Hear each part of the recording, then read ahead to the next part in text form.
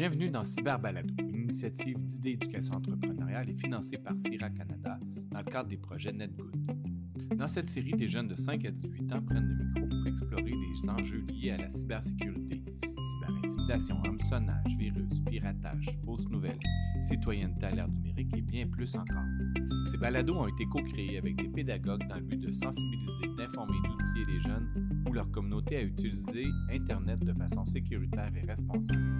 Cyberbalado s'inscrit dans un projet éducatif plus large qui comprend aussi une trousse pédagogique et des ateliers en classe pour faire de chaque jeune un acteur de changement dans le monde numérique. Produit avec des jeunes de divers groupes d'âge et provenant de milieux très variés à travers le Canada francophone, ces épisodes témoignent de l'engagement réel des jeunes et de leur créativité propre à leur contexte.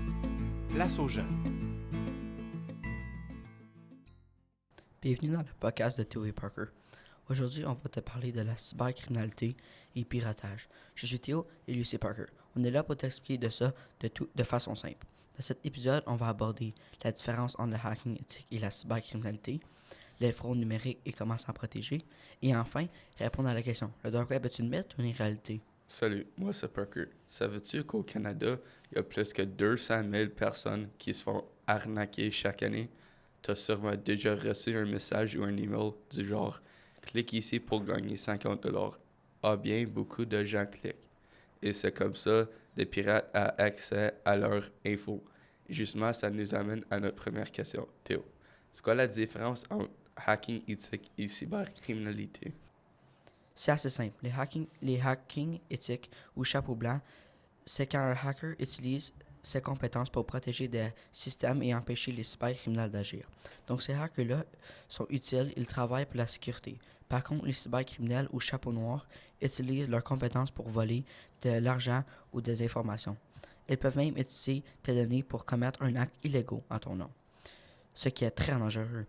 En résumé, les hackers éthiques nous protègent alors que les cybercriminels nous nuisent. Qu'est-ce que t'en penses, Parker? Je trouve ça super intéressant parce que ça montre qu'il y a des bons hackers et des mauvais hackers. Peux-tu nous expliquer comment se protéger de la cybercriminalité, Parker? Oui, bien sûr, il y a plusieurs façons. 1. Avoir un mot de passe très fort qu'il n'y a rien de personnel. Donc, si un pirate ne peut pas devenir ton mot de passe, il aura du mal à t'attaquer. 2. Installer un logiciel de sécurité Internet pour empêcher l'accès non autorisé à tes appareils. 3. Et le plus simple, ne clique pas sur le lien suspect. Quand tu cliques sur un faux lien, tu donnes sans le savoir tes infos personnelles, y compris celles de ta carte bancaire. Si tu appliques un de ces méthodes, tu réduis déjà ton risque d'être piraté de 56%. Imagine si tu fais tous les trois. Wow! J'ai envie de tout installer tout de suite. On ne sait jamais quand ça peut arriver. Exactement. Bon, maintenant, on peut-tu parler de mon sujet préféré? Oui, bien sûr. C'est quoi? Le dark web. C'est-tu un mythe ou une réalité? Super sujet. Le dark web existe vraiment. Mais c'est un endroit très dangereux. Pourquoi? Parce qu'on y trouve des choses illégales, comme de la drogue, des armes ou des données volées. Et les gens qui l'utilisent sont anonymes, donc très difficiles à retrouver. C'est pour ça qu'il a aussi utilisé pour des activités de piratage. Parker, comment on a accès au dark web? On peut y accéder avec un navigateur qui s'appelle Thor. Thor, c'est un navigateur spécial que tu peux télécharger. Il utilise un VPN intégré pour protéger ton identité. Grâce à Thor, tu peux explorer le dark web. Ça coûte environ 15$ par mois et tu peux le trouver facilement en ligne. Donc oui, le dark web est une réalité. Je ne savais pas tout ça. Tu as-tu d'autres informations sur le dark web? Oui, il y a aussi le EDRP, Invincible Internet Project. C'est un système qui permet aux gens sur le dark web d'être encore plus discrets. Même la police ne peut pas retrouver facilement. Merci pour ces infos, Théo. On peut maintenant parler du piratage. Bien sûr, allons-y. Le piratage, c'est quand quelqu'un a accès à tes données personnelles sans ton autorisation. Par exemple, si tu as des notes ou des fichiers sensibles dans ton téléphone, un pirate peut les voler.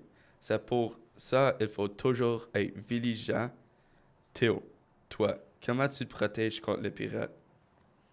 Moi, je recommande d'utiliser un mot de passe unique et solide, d'installer un antivirus et de sécuriser ta connexion Internet. Par exemple, évitant les réseaux Wi-Fi publics non sécurisés.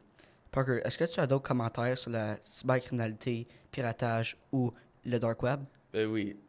Premièrement, c'est toujours important de te protéger. Donc, si tu as beaucoup d'argent dans ton compte bancaire, tu peux comme le perdre à une minute. Bien sûr, il faut toujours faire attention, se protéger et avoir des mots de passe très forts pour ne pas se faire arnaquer. Et merci beaucoup d'avoir écouté le podcast de Two-Way Parker. On espère que vous avez appris quelque chose. On te dit à la prochaine. Nous tenons à remercier le personnel, les enfants et la direction des écoles participantes pour leur engagement tout au long du projet. Nous remercions également le CIRA dans le cadre du programme NetGood. Nous vous invitons à écouter les autres épisodes de cette série ainsi que ceux des autres écoles participantes. À très bientôt!